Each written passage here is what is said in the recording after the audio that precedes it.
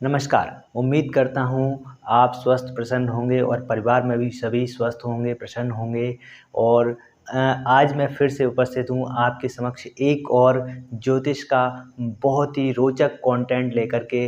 अक्सर हम देखते हैं जन्म कुंडली में सूर्य और बुध का योग देखने को मिल जाता है। तो सूर्य और बुध का जो योग है, कई ज्योतिषी जो कि विद्वान ज्योतिषी है वो मानते हैं सूर्य बुध का योग बहुत अच्छा है, बुध आदित्य योग माना जाता है। और वहीं कुछ लोग कहते हैं सूर्य बुध से अलग हो तो बेहतर रहता है। इसको समझाने के लिए मैं आपको एक छोटा-सा कहानी बताऊँगा। अगर आप ये कहानी को क्रैक कर पाएँगे तो आप समझ पाएँगे कि ये योग किस तरह से कार्य करता है।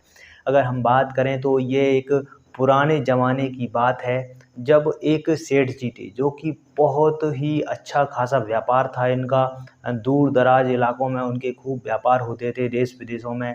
उनके 3 संतान थी और 3 संतानों में से जो पहली संतान थी, वह बिल्कुल पिता की आज्ञाकारी और एकदम डे टू डे उनकी चीज़ों को फ़ॉलो करना, उनके पिता के पद चिन्हों पर कार्य करने ये स्थिति देखने को मिलती थी। वहीं दूसरे नंबर की जो संतान थी, मझली संतान, उसका पिता के साथ में अक्सर मतभेद रहता था और वो उनका पिता के कार्यों में मन नहीं लगता। वो सोचते पिता ये कह रहे हैं लेकिन मैं कुछ और करूँ, इस तरह का उनका अक्सर विचार रहता था। वहीं तीसरी संतान जो कि व्यापार ई क्षेत्र में व्यापारी पिता के माहौल में थे, लेकिन उनकी रुचि थी गायन में, वादन में, लेखन में, आर्ट्स के क्षेत्र में उनकी काफ़ी अच्छी रुचि थी, काफ़ी अच्छा लिखते थे। लेकिन उनका रुचि का जो क्षेत्र था वो लिखने का क्षेत्र था। तो व्यापारी के घर में लिखने की संतान आ जाए, लिखने वाला बेटा आ जाए तो कैसे ही बात बन पाएगी। अब जब ये बात चल ही रही थी, इसके बाद पिताजी तय करते हैं कि तीनों ही बच्चों को मैं 2-2 साल का समय देता हूँ और एक निश्चित पूँजी देता हूँ और देखते हैं 2 साल बाद कौन ज़्यादा सही और सफल देखने को मिलेगा। तो तीनों ही बेटों को पूँजी दे दी जाती है और तीनों ही पिताजी के कहे अनुसार अपने-अपने मर्ज़ी से जो कार्य वो करना चाहें, वो करना शुरू कर देते हैं। पहला बेटा जो कि पिता के साथ रह रहा था, वह पिता के साथ में एज़ इट इज़ कार्य अपना करता रहता है। पिता की आज्ञा को फ़ॉलो करते रहते हैं और पिता के साथ में व्यापार को अपने बढ़ाते रहते हैं।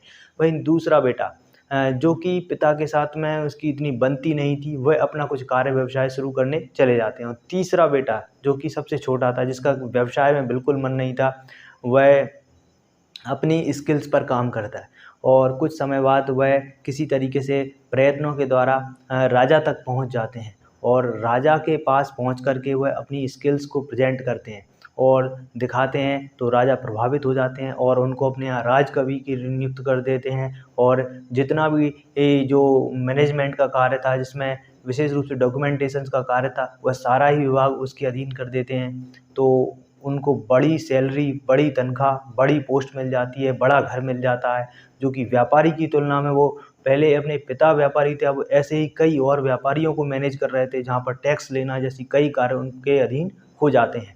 अब 2 साल का समय बीतता है और तीनों ही बेटा के पिता के पास पहुँचते हैं। तो जो छोटा बेटा था उसको उसके साथ में जो मझला बेटा वो भी पहुँचते हैं और जो बड़ा बेटा था वो पिताजी के साथ पहले से ही रह रहा था।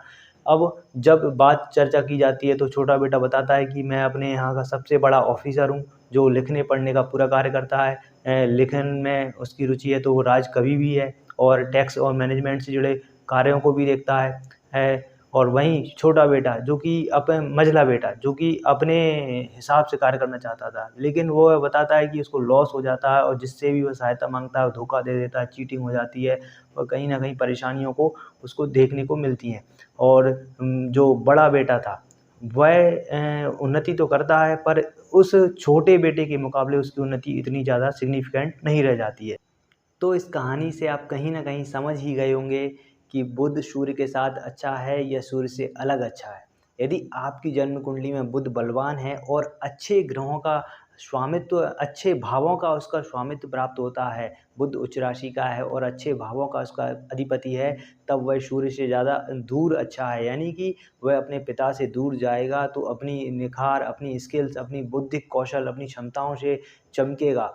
और वहीं यदि बुध कमज़ोर हो रहा है और बुध के पास में अपने कह सकते हैं शुभ भावों का अधिपति तो है, परंतु अपना उसकी राशि यहाँ इतनी फ़ेवरेबल नहीं है, तब वह सूर्य के साथ अच्छा है। जैसा कि पहले बेटे के केस में हुआ कि वह पिता के साथ रहते हुए उसने उन्नति करी, और वहीं यदि आपका बुध कमज़ोर है और बुध जन्म कुंडली में अच्छे स्थानों का स्वामी तो है, परंतु बुध कमज़ोर राशियों में चला गया है, नीच राशि का हो गया है, तो वह सूर्य से दूर जाने पर मझले बेटे जैसा हाल होगा उसका, क्योंकि वह पिता के साथ दूर जाने पर अपने प्रयास तो करेगा, परंतु उनमें उस स्तर की उसको सफलताएँ नहीं मिल पाएँगी। उम्मीद करता हूँ आपको कुछ हद तक समझ में आया होगा, कुछ हद तक क्लियर हुआ होगा।